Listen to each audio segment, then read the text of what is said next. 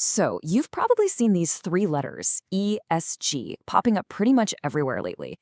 It's a term that's really shaking up the business world, forcing us to look at what companies do beyond just, making a profit. But what does it actually mean? And why is it suddenly such a massive deal? Well, that's exactly what we're going to break down right now. And if you want to know just how big a deal this is, you don't have to look any further than BlackRock. We're talking about the largest investment fund on the planet. They manage nearly 10 times trillion dollars. So when they say something, you can bet that boardrooms around the world stop and listen. And their message here is incredibly clear. Get your act together on sustainability, or we will hold you personally accountable. This isn't just a friendly suggestion. It's a direct order from the very top of the financial food chain. So what's really going on here? Well, it's a fundamental shift in the whole philosophy of what a business is for.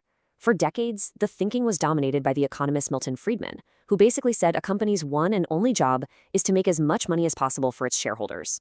End of story. But now, fast forward to 2019, you have the Business Roundtable. We're talking the CEOs of the biggest companies in America coming out and saying, nope, a company has to serve all of its stakeholders. That means its employees, its customers, its suppliers, and the communities it operates in. And that, right there, that's the heart of ESG. Okay, so let's actually get into the acronym itself. E, S, and G. Each letter stands for a pillar of this new philosophy, and once you got what they are, the whole concept really starts to click. First up, E is for environmental. This is the one you probably hear about the most. A company's impacts on the planet. Think carbon footprint, pollution, energy use, that sort of thing. A great real-world example is Walmart. You can see here that in just a single year, they boosted the amount of electricity they get from renewables from 29% to 36%. That's a pretty solid jump, and it's a perfect snapshot of the E in action. All right, next up is S for social. This pillar is all about people. How does a company treat its employees, its customers, the communities it's a part of? We're talking everything from fair labor practices to diversity and inclusion. For instance, Walmart spent a whopping $13.3 billion in 1 year working with suppliers owned by women, minorities, and veterans. That's a huge commitment, and it shows how these social values can be woven right into how a company does business.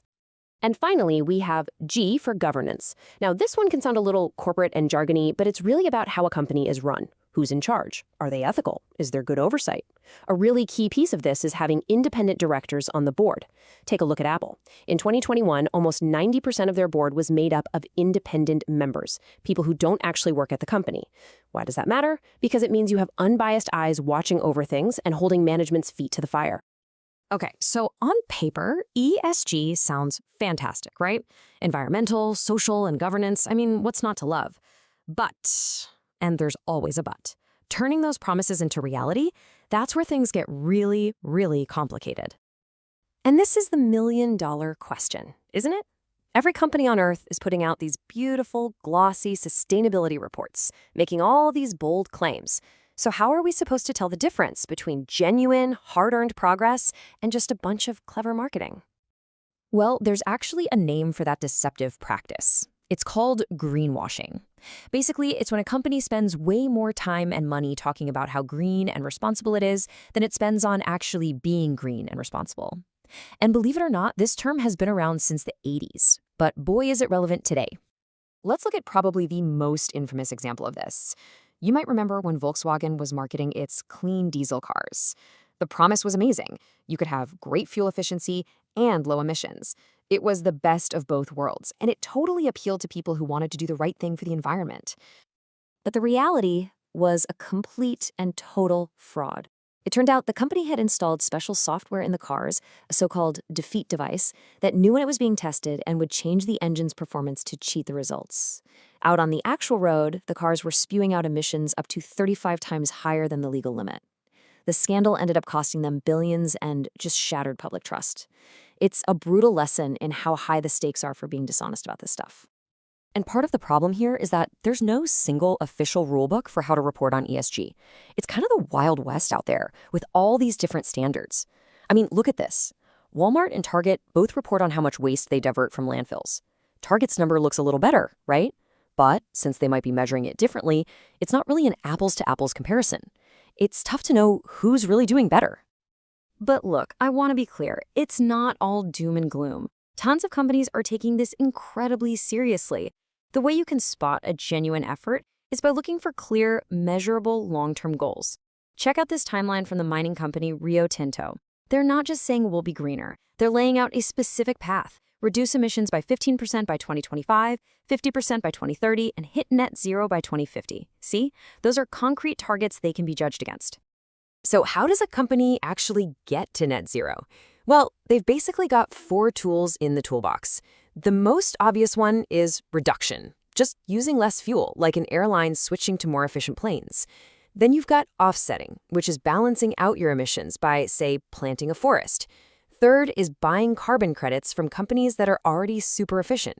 And finally, there's the high-tech option, capture, which is technology that literally sucks CO2 out of the atmosphere. Okay, we've been talking a lot about big corporations, but what about you? How can you actually get involved in all this? Well, the answer is through something called sustainable investing, and it's getting more and more popular. Sustainable investing is pretty much exactly what it sounds like. It's a way to invest your money that has 2 goals. First, to make a financial return, obviously, but second, to have a positive impact on the world. The whole idea is to use your money to support companies that are doing things you actually believe in. So how does that work in practice? Well, investment funds that do this usually take one of 2 main approaches.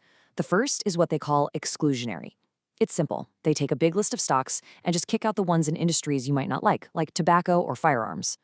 The other way is a positive approach.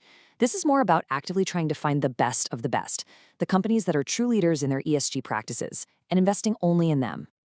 Now, the question everyone always asks is, okay, that sounds nice, but am I going to lose money doing this? Well, according to the data, not really. Morgan Stanley did this massive analysis. They looked at over 10,000 different funds, and they found that ESG funds performed right in line with traditional ones. And what's more, they were often more stable over time. So the evidence suggests you don't actually have to choose between your portfolio and your principles. And what's really cool is that technology is making this easier than ever before. There are these tools now called robo-advisors that can build a whole portfolio for you. But here's the game changer. They don't just ask about your financial goals. They also ask about your values. Do you care most about climate change, workers' rights, gender equality? They can actually build your investments around the things that matter most to you. And that really brings us right back to where we started. The whole ESG movement forces all of us, whether we're investors, employees, or just consumers, to think about this really fundamental question. What is a business for? Is its only purpose to make as much money as possible, no matter the cost? Or does it have a bigger responsibility to its people, its communities, and the planet? How we all decide to answer that question is literally shaping the future of business as we speak.